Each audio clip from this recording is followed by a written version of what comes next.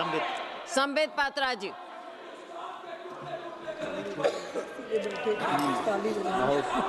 धन्यवाद सभापति महोदया। आपको मैं वंदे मातरम से आज अभिनंदन करता हूं और सभागृह में मौजूद सभी सांसदों को, यहाँ ना पक्ष है न विपक्ष है, यहाँ सभी भारतीय बैठे हैं, सभी मेरे बंधुओं को वंदे मातरम। वंदे मातरम। मैं धन्यवाद देना चाहूँगा माननीय प्रधानमंत्री श्री नरेंद्र मोदी जी का। सही मायने में देखा जाए तो जब से भारत आज़ाद हुआ है, पहली बार वंदे मातरम का उत्सव सदन में बन रहा है। क्योंकि जब शताब्दी वर्ष हुआ था, आज सुबह भी माननीय प्रधानमंत्री जी ने बताया कि उस समय आपातकाल की स्थिति थी, भारतवर्ष, भारत माता जंजीरों में जकड़ी हुई थी और इमरजेंसी चल रहा था। और उसके बाद 2006 में यूपीए 1 ने एक बार प्रयास किया था, मगर वह गलत डेट में प्रयास किया था वंदे मातरम को उत्सव के रूप में मनाने का। तो सही मायने में देखा जाए तो आज का दिन पहली बार हिंदुस्तान, आजाद हिंदुस्तान के सदन के सभागृह में समगच्छध्वं संवदध्वं संभो मना, अर्थात सभी एक साथ, एक मन के साथ, एक आवाज में, एक साथ चलते हुए वंदे मातरम का उत्सव मना रहे हैं। वंदे मातरम महोदया जी एक गीत नहीं है, यह एक मंत्र है। कई बार दो शब्द होते हैं जो पर्यायवाची लगते हैं मगर पर्यायवाची नहीं होते हैं, उनका अर्थ अलग होता है। जैसे कि देश और राष्ट्र, देश और राष्ट्र में भिन्नता है, पार्थक्यता है। जो देश है वही राष्ट्र नहीं है। देश की सीमाएं होती हैं, देश में मंत्री होते हैं, देश में विभाग होता है, देश में नदियां होती है, देश में समुद्र होता है, देश का एक वित्त होता है, देश की अर्थनीति होती है, देश की रक्षा नीति होती है, मगर राष्ट्र, राष्ट्र आत्मा होता है। राष्ट्र की सीमाएं नहीं होती, राष्ट्र विचार में रहता है, राष्ट्र का स्पंदन होता है। उदाहरण के लिए यदि देश कहा जाए तो गंगा मात्र एक नदी है, एक नदी जिसका एक उद्गम स्थल है और जहां जाके वो समाहित सागर में हो जाती है, गंगा सागर में। उसमें कितना पानी है, उसमें बायोडाइवर्सिटी क्या है, यह सब चर्चा की जा सकती है देश के अंतर्गत। मगर जैसे ही हम कहते हैं भारतवर्ष एक राष्ट्र है, तत्क्षणात उसी समय गंगा नदी नहीं रहती, गंगा मां का रूप धारण कर लेती है, वो गंगा मैया हो जाती है। यदि देश कहा जाए तो हिमालय केवल एक पर्वत श्रृंखला होती है, मगर अगर राष्ट्र कहा जाए तो भारतवर्ष में हिमालय वह आलय है जहां से दुर्गा आविर्भाव लेती है, जहां कैलाश में शिव शंकर शंभो विराजमान है। यह एक विचार है। ठीक उसी प्रकार जिस प्रकार देश और राष्ट्र में पार्थक्यता है, गीत और मंत्र में पार्थक्यता है। गीत शरीर को स्पर्श करती है, गीत कर्णप्रिय हो सकती है, गीत की एक कालावधि होती है, किंतु मंत्र अक्षय होता है, मंत्र अनंत होता है, मंत्र आत्मा को स्पर्श करती है, जैसे वंदे मातरम आत्मा को स्पर्श करती है। और अभी बांसुरी जी ने भी बताया और सभी ने बताया, 7 नवंबर 1875 को जब वंदे मातरम लिखा गया, वह तिथि थी अक्षय नवमी की, जिसको आंवला नवमी भी कहते हैं। और ये कार्तिक पूर्णिमा से कुछ दिन पहले यह जो विशेष दिन है, यह वंदे मातरम को अक्षय बनाता है।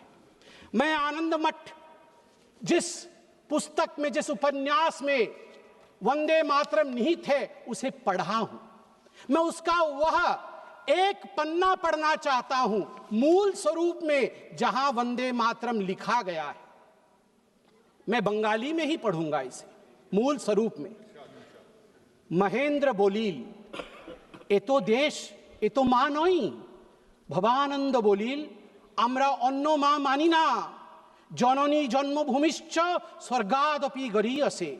आमरा बोली जन्मभूमि जननी, आमादेर मा नई, বাপ নই, ভাই নই, বন্ধু নই, স্ত্রী নই, পুত্র নই, ঘর নই, বাড়ি নাই, আমাদের আছে কেবল সেই সুজলাং সুফলাং মলয়জ শীতলাং শস্য শ্যামলা। তখন বুঝিয়া মহেন্দ্র বলিল, তবে আবার গাओ, आबार गाओ। महेंद्र ने समझ लिया और उन्हें कहा, अच्छा भवानंद, फिर से एक बार गा के मुझे सुनाओ। भवानंद आबार गाइल, सुजलां सुफलां मलयज शीतलां शस्य श्यामलां मातरं Vande Mataram. This is the way it was sung for the first time in Desh Rag in आनंद मठ। आनंद मठ में ये इस पंक्ति में कहते हैं भवानंद कि हमारी पत्नी नहीं है, हमारा पुत्र नहीं है, कोई हमारी माता नहीं है, कोई हमारा पिता नहीं है, मेरा घर नहीं है, मेरा कोई संसार नहीं है, मेरी एक ही जननी है, वह है वंदे मातरम सुजलांग सुफलांग, भारत माँ ही तो मेरी माँ है। और मुझे दुख के साथ कहना पड़ रहा है, आज हम उस पर चर्चा कर रहे हैं, उस पर आज हम चिंता कर रहे हैं। मैं आज जो तुष्टीकरण की राजनीति के विषय में बात हुई, यहां कुछ संसद के सदस्यों ने विषय को रखा और उसे तोड़ने मरोड़ने की भी कोशिश की गई।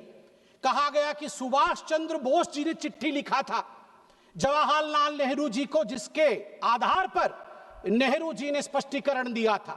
मैं कहना चाहूंगा कि सुभाष चंद्र बोस जी ने चिट्ठी नेहरू जी को इसलिए लिखा था क्योंकि CWC कांग्रेस वर्किंग कमेटी की जो मीटिंग कलकत्ता में अक्टूबर 1937 में होने वाली थी 26 तारीख को, उससे पहले 9 अक्टूबर को उसका एजेंडा आया था। एजेंडे में लिखा हुआ था कि CWC इस बार तय करेगी कि वंदे मातरम का क्या करना है, रखना है या विसर्जित कर देना है। सुभाष चंद्र बोस तड़प उठे थे, तड़पते हुए उन्होंने क्या लिखा था मैं पढ़ना चाहूंगा। मैं ये किताब पढ़ रहा हूं, Vande Mataram the biography of a song, सभ्यसाची भट्टाचार्य।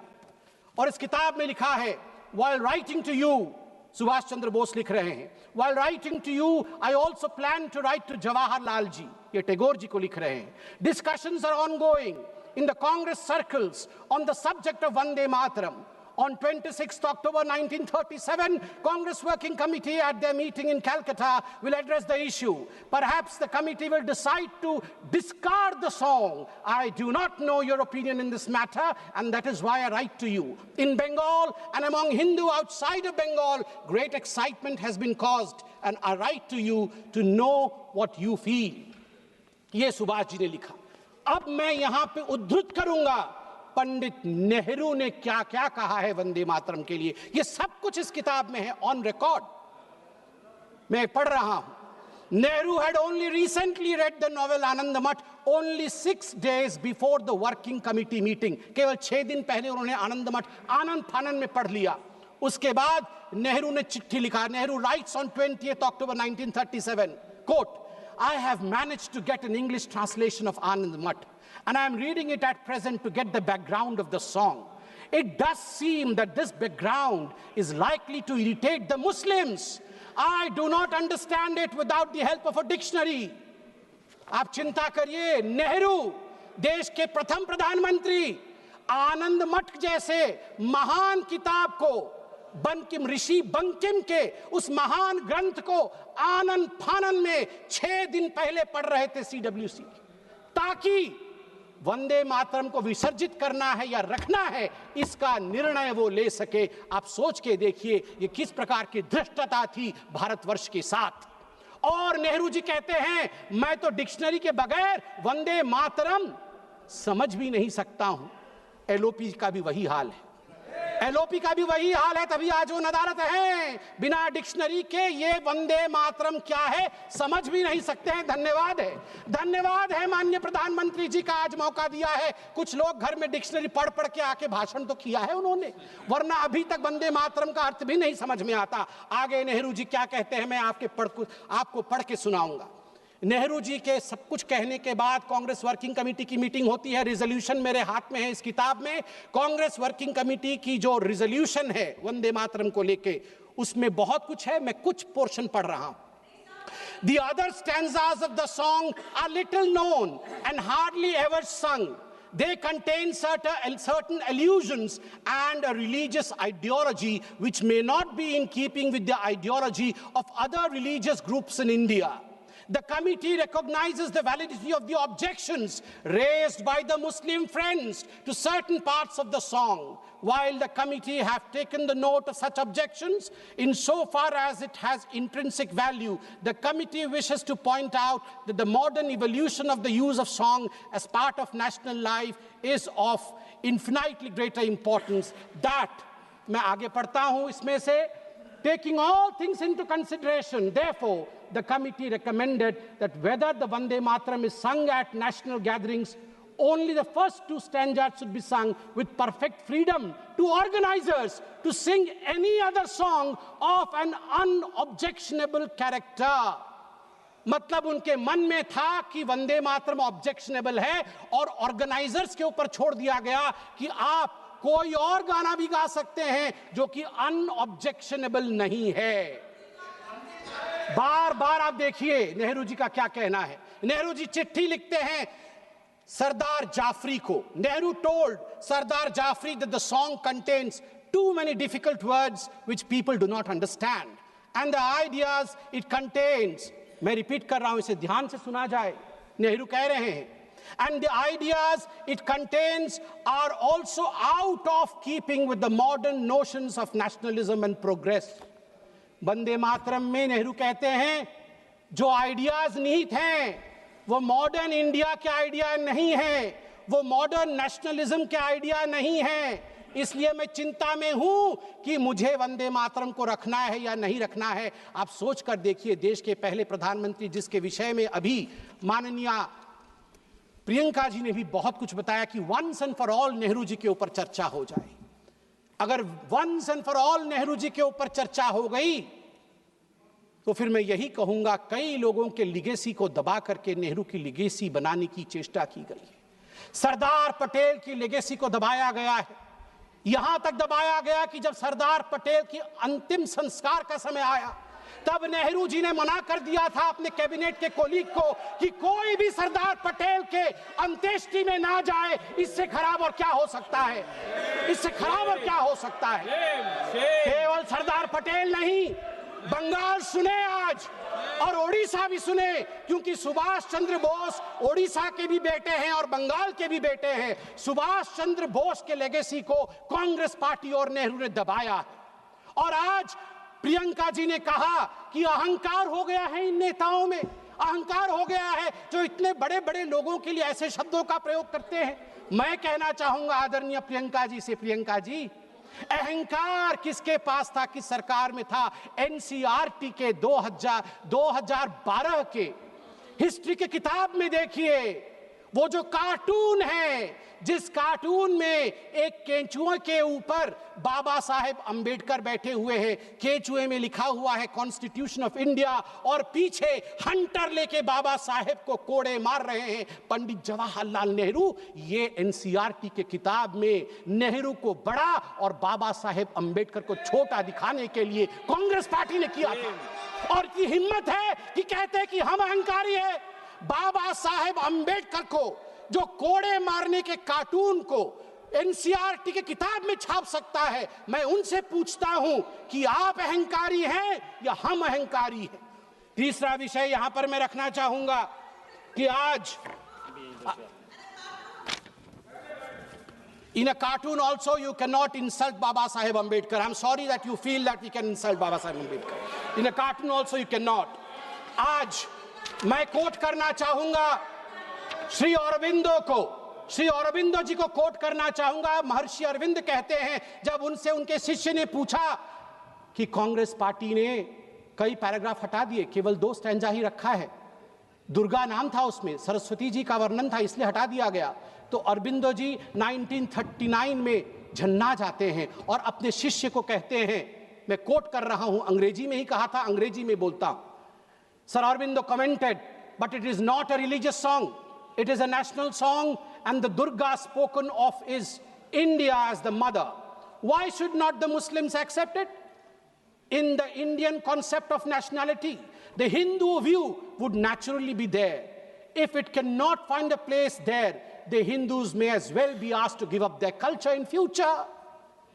उन्होंने कहा कि क्यों जो दुर्गा लिखा गया है वंदे मातरम में, उसमें अगर हिंदू व्यू भी है तो इतना कॉम्प्रोमाइज करके घबराने की क्या बात है? स्वाभाविक है, ये भारतवर्ष है, इस भारतवर्ष में हिंदू व्यू आएगा ही, सनातन का व्यू आएगा ही। क्यों नहीं आए?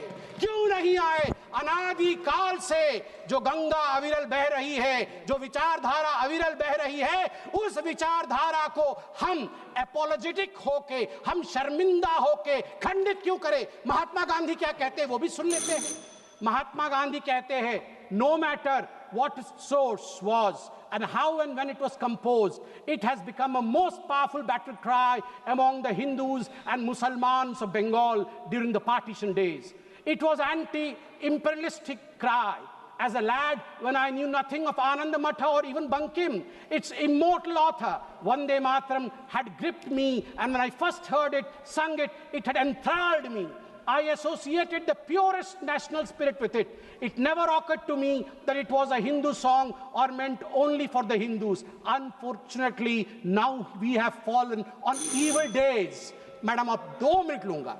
Unfortunately, now we have fallen on evil days. Tvam hi Durga dashapraharana dharini kamala kamal dala viharini वाणी विद्यादायिनी नमामि त्वां नमामि कमलां अमलांग तुलांग सुजलांग सुफलां मातरम वंदे मातरम। बंगाल के मेरे साथी बैठे हैं। अंत में बंगाल के मेरे साथियों से मैं कहना चाहूँगा, अगर माँ दुर्गा का नाम लेना सांप्रदायिकता है, बंगाल और उड़ीसा हम सब एक संस्कृति महाप्रभु जगन्नाथ जी को मानने वाले लोग हैं। बीरेंद्र कृष्ण भद्र 100 वर्ष पहले बीरेंद्र कृष्ण भद्र ने महालय का वो आरती गाया है जो हर बंगाली, हर ओडिया महालय के दिन सुबह 5 बजे उठ के सुनता है। उसमें बीरेंद्र कृष्ण भद्र कहते हैं, त्वं स्वाहा त्वं स्वधा त्वं हि वषट्कार स्वरात्मिका स्वधा त्वं शरे नित्ये त्रिधा मात्रामिका स्थिता अर्धमात्रा स्थिता नित्या यानुचर्या विशेषतः त्वमेव संध्या सावित्री त्वं देवी जननी परा। हे माँ, तू ही जननी है। क्या बंगाल दुर्गा को जननी कहने से डरेगी? क्या बंगाल की टीएमसी, क्या ममता बनर्जी जिन्ना के आगे झुकेगी? मैं पूछता हूं, दुर्गा के आगे झुकना है या जिन्ना के आगे झुकना है, यह निर्णय टीएमसी करे। बहुत बहुत धन्यवाद। वंदे मातरम। माननीय सदस्य श्री